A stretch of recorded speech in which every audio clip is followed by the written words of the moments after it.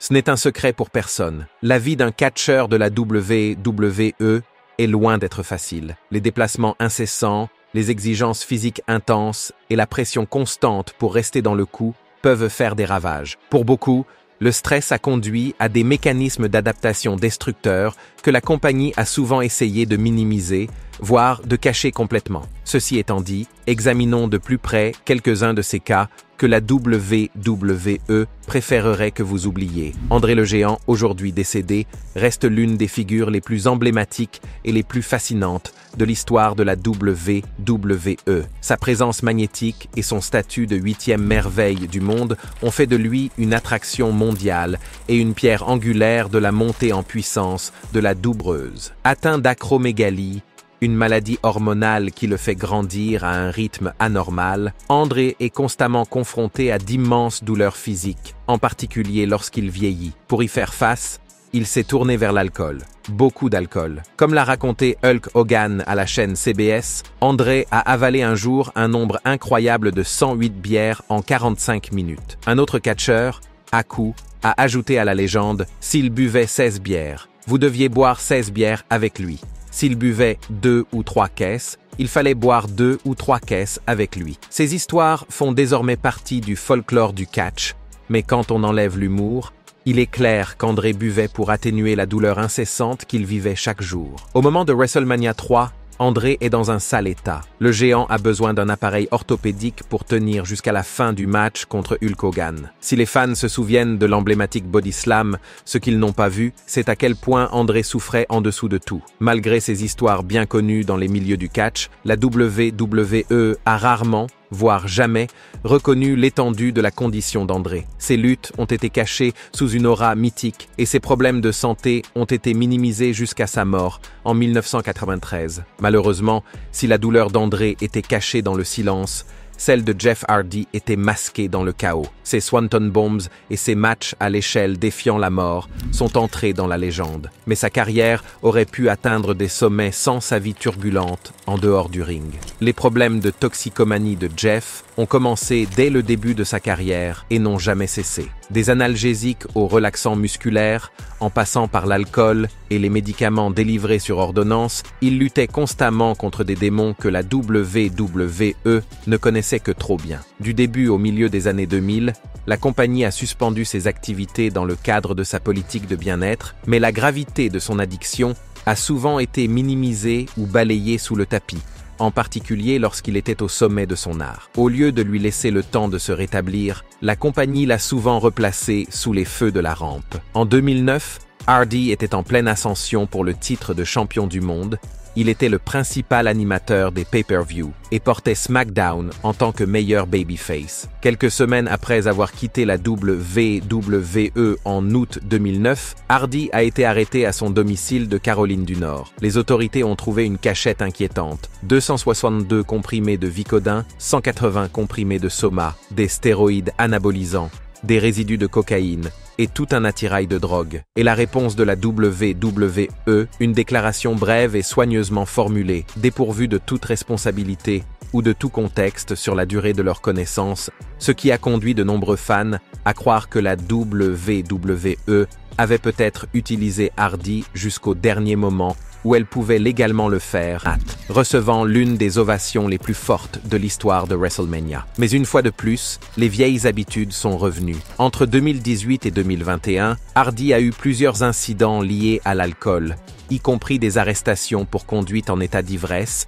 et un comportement erratique qui a conduit beaucoup à se demander s'il était prêt à revenir dans le ring. La goutte d'eau qui a fait déborder le vase est arrivée à la fin de l'année 2021, lorsque Hardy a brusquement quitté le ring au milieu d'un match lors d'un événement en direct de la WWE. Et c'est ainsi qu'il a été libéré une fois de plus. Tout comme Hardy, les combats personnels d'Eddie Guerrero se sont déroulés au vu et au su de tous. Tout le monde connaît les souffrances qu'Eddie Guerrero a endurées pour atteindre le sommet de l'industrie. Mais la vérité est bien plus complexe. L'athlète trop charismatique, techniquement doué et universellement respecté, avait vécu l'enfer, luttant contre de graves addictions aux analgésiques, aux somnifères et à l'alcool au début des années 2000. En 2001, à la suite d'une arrestation pour conduite en état d'ivresse, Eddie est renvoyé de la WWE, une décision qui en dit long sur l'ampleur de la situation. Il admettra plus tard s'être endormi au volant, conséquence d'un mélange de pilules et d'alcool. De toute évidence, son ascension était en chute libre. Pendant un certain temps,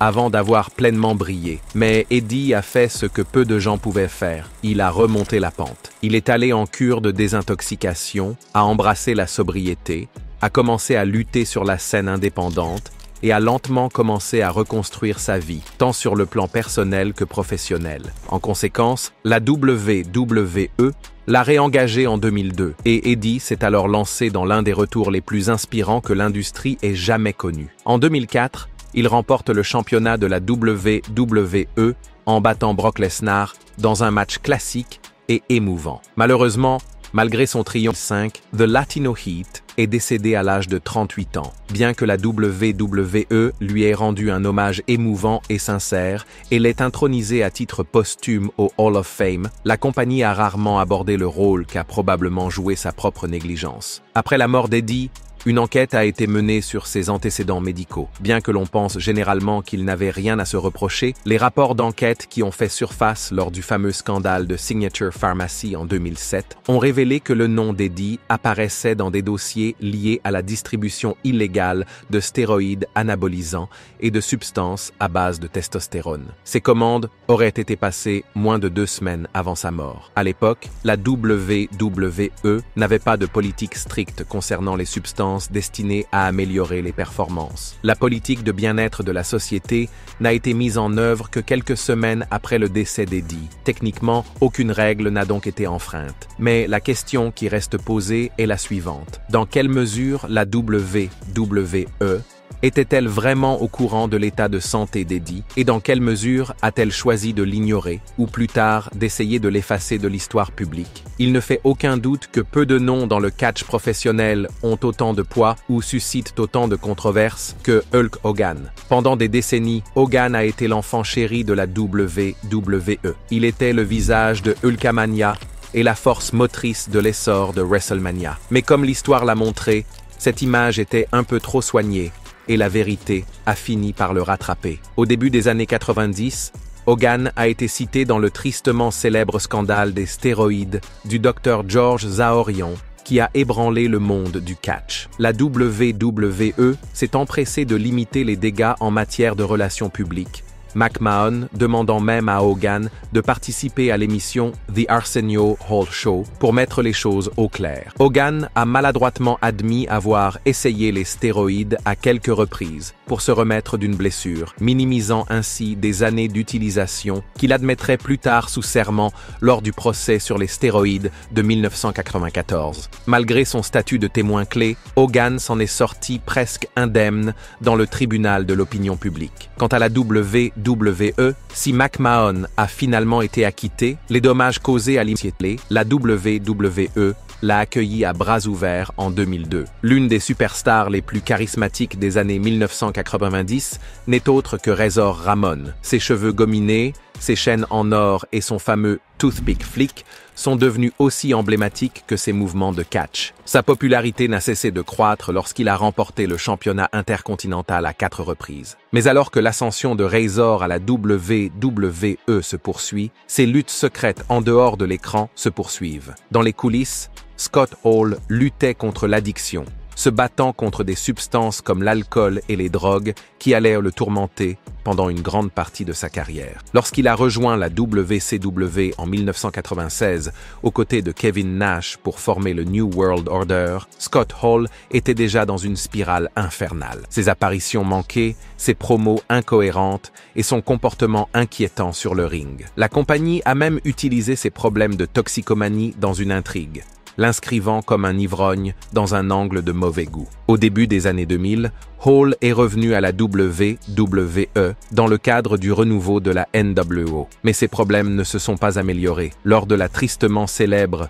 Plane Ride from Hell en 2002, Hall aurait été tellement ivre que les hôtesses de l'air ont déclaré qu'il avait dû être évacué de l'avion. La WWE l'a libéré peu de temps après, se distançant du chaos dans la plus pure tradition corporatiste. Et pendant des années, Elle n'a pas regardé en arrière. Hall a dérivé sur la scène indépendante et a lutté pendant des années contre des expériences de mort imminente, des arrestations et des hospitalisations. De la vie générale, sa vie suivait la même trajectoire tragique que celle qui a coûté la vie à tant de ses pairs. Ce n'est que grâce à l'intervention de Diamond Dallas Page, par le biais de son programme de remise en forme et d'un environnement sobre, que Hall a commencé à changer de vie. Avec l'aide d'un solide réseau de soutien, Hall est devenu abstinent et a lentement récupéré son héritage. Ce n'est qu'à ce moment-là que la WWE l'a rappelé, puisqu'il a été intronisé au Hall of Fame en 2014. Mais Scott Hall n'était pas la seule légende que DDP a aidé à sauver. Jake,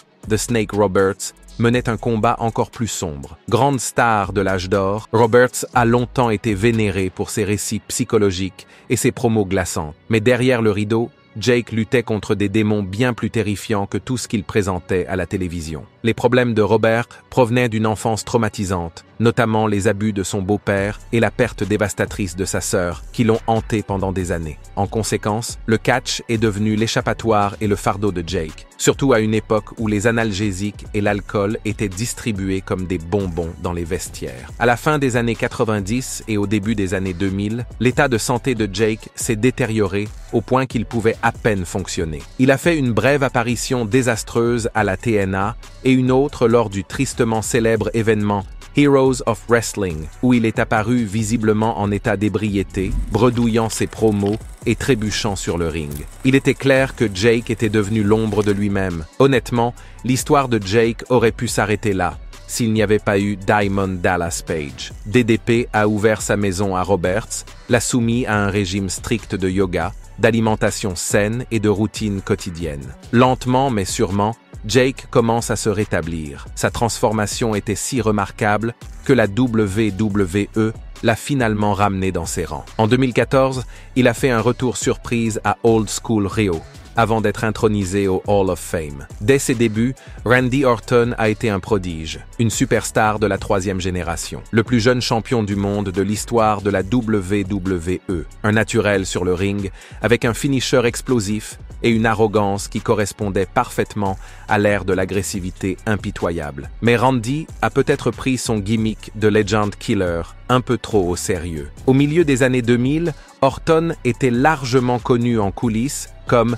la bombe à retardement de la WWE, un clin d'œil à son tempérament explosif, à son immaturité chronique et à une série de décisions auto-sabotantes. Il saccageait les chambres d'hôtel, se heurtait à ses collègues et avait la réputation de patiner sur une glace dangereusement mince. En fait, Orton a été suspendu 2 fois dans le cadre du programme de bien-être, une fois en 2006 et une autre en 2012. Une 3e suspension est généralement synonyme de licenciement, mais la vipère étant le meilleur investissement de la WWE, elle a été jugée trop talentueuse pour être perdue. Que l'on parle de favoritisme ou d'une démarche commerciale rigoureuse, la WWE lui a donné toutes les chances possibles et imaginables de corriger sa trajectoire. Et c'est ce qu'il a fait. Dans les années qui ont suivi, Orton a admis avoir suivi des cours de gestion de la colère et une thérapie pour l'aider à surmonter ses démons personnels. La vipère elle-même a reconnu qu'elle avait été une véritable bête de travail et a attribué à ses proches et à la naissance de ses enfants le mérite de l'avoir forcé à grandir. Autre grande star de l'ère Ruthless Aggression, Kurt Angle était tout ce que la WWE aurait pu espérer. Médaillé d'or olympique légitime avec un coup cassé, Angle est arrivé à la WWE sans aucune expérience du catch professionnel et a quand même réussi à surpasser des gars qui le pratiquaient depuis des années. Comme un athlète qui n'arrive qu'une fois dans une génération, il a parfaitement intégré sa pratique du catch amateur dans le Squared Circle. Cependant, sa volonté inébranlable de dépasser les attentes a eu un prix élevé. Kurt Angle était connu pour pousser son corps au-delà de ses limites, une habitude qui l'a conduit à une dépendance intense aux analgésiques, en particulier aux opioïdes. De son propre aveu, Angle prenait à un moment donné jusqu'à 65 analgésiques par jour. La WWE, parfaitement consciente de son état, a continué à le faire figurer dans des intrigues importantes. Après tout, il s'agissait d'un talent de premier plan. Et comme pour les autres stars de son époque,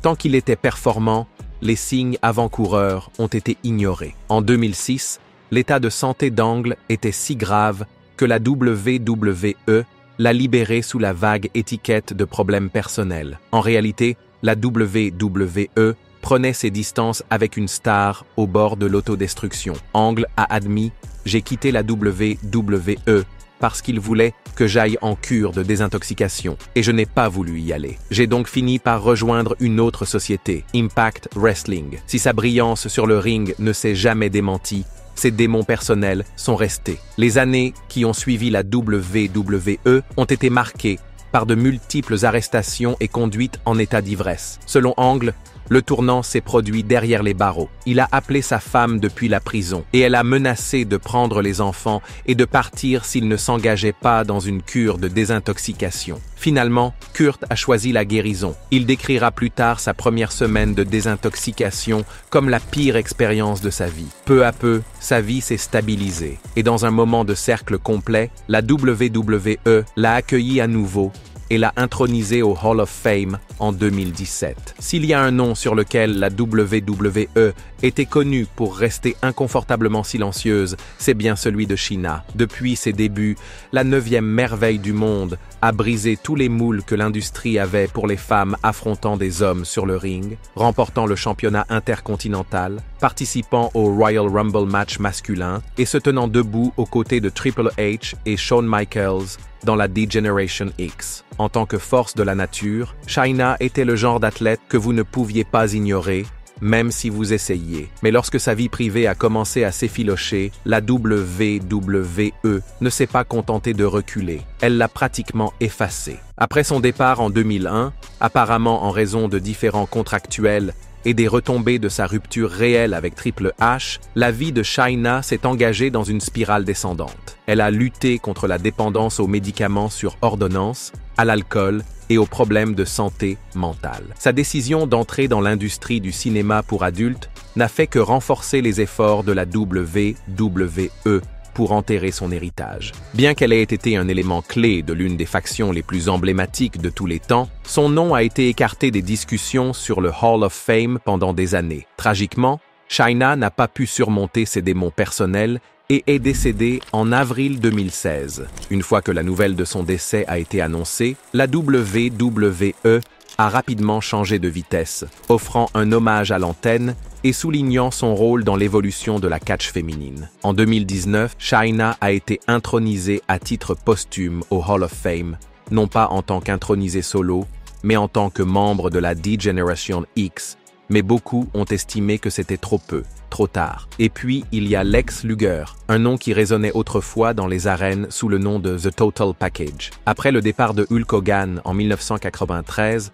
la WWE était à la recherche d'un nouveau babyface de premier plan, et le physique impressionnant de Luger, avec ses 300 kilos, en faisait un candidat naturel. En juillet de cette année-là, le gimmick de Luger en tant que The All-American, un héros patriotique, a été cimenté lorsqu'il a donné un body slam à Yokozuna, qui pesait près de 260 kilos, un moment largement considéré comme une tentative de la compagnie de reproduire le body slam emblématique de Hulk Hogan sur Andre the Giant des années plus tôt. Cependant, l'histoire de Luger est aussi celle d'une spectaculaire déchéance. Contrairement à d'autres qui ont laissé leur personnage s'effacer une fois les projecteurs éteints, Luger s'est accroché à son style de vie. L'abus de substances, la dépendance aux analgésiques et le comportement erratique en dehors de l'écran ont commencé à lui faire de l'ombre. Sa phase la plus tragique a eu lieu au début des années 2000, après la mort soudaine de Miss Elizabeth, sa petite amie de l'époque,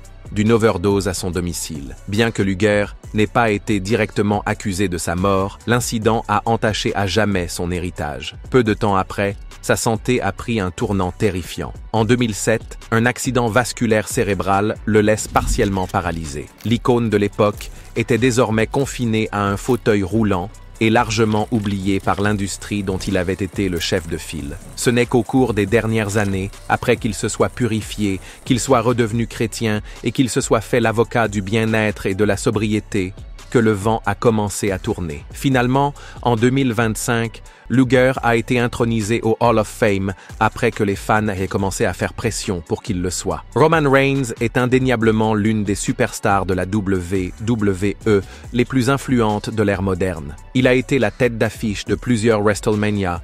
Il a porté la compagnie pendant la pandémie, et son ascension en tant que Tribal Chief a été tout simplement monumentale. Il est clair que la WWE a bâti un empire autour de lui ces dernières années, le transformant en une figure intouchable. Mais même The Tribal Chief n'est pas à l'abri de la controverse. En 2016, il a été suspendu pendant 30 jours, après avoir violé la politique de bien-être. Mais la tempête ne s'est pas arrêtée là. En 2018, son nom a refait surface, cette fois en lien avec un réseau de distribution illégale de stéroïdes d'une valeur de 10 millions de dollars. Le scandale était centré sur une clinique basée en Floride. Et bien que Reigns n'ait jamais été officiellement inculpé, son nom aurait été lié à des envois de médicaments améliorant les performances de la clinique. Lors d'une interview avec le cinéaste John Bravo, Rodriguez a affirmé que Reigns lui avait été présenté par l'intermédiaire d'un informateur mutuel. Il a affirmé que Reigns avait reçu des médicaments illégaux pour améliorer ses performances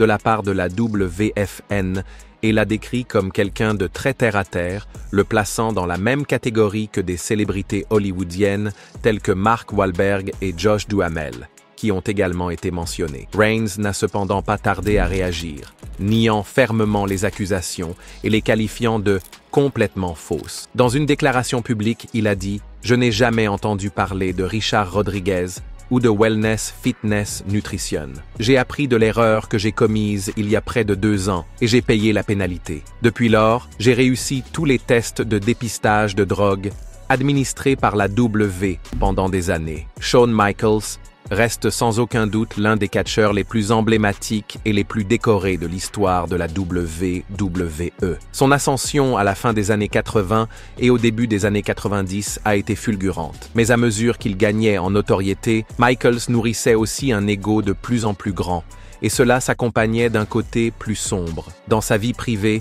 sa consommation de drogues et d'alcool a commencé à devenir incontrôlable. HBK a admis, au fur et à mesure que je devenais un heel et que je commençais à me demander qui serait ce personnage ou ce gimmick, cela a continué à grandir et a certainement libéré en moi ce que ses plus grandes stars. Pendant ce temps, la dépendance de Michaels aux analgésiques, à l'alcool et à d'autres substances devenait incontrôlable. Les choses ont empiré lors du Royal Rumble de 1998.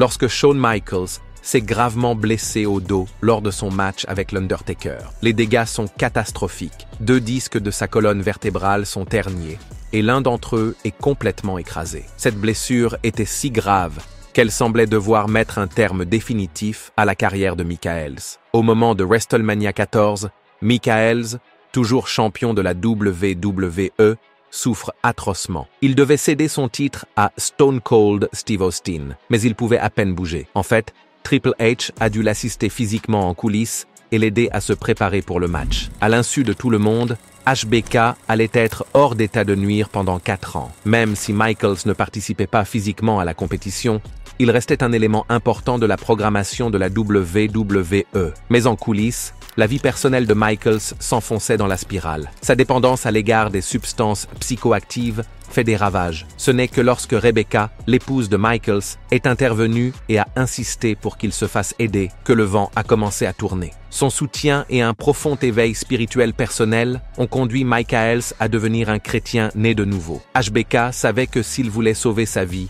le changement n'était pas négociable. La véritable nature de la transformation de Michaels n'a été révélée qu'à l'occasion de son impensable retour sur le ring en 2002. L'arc de sa rédemption est devenu l'une des histoires les plus remarquables du catch. Faites-nous part de vos impressions dans la section des commentaires. Et avant de partir, n'oubliez pas d'aimer cette vidéo et de vous abonner à Ring Rivals pour ne pas manquer les prochaines.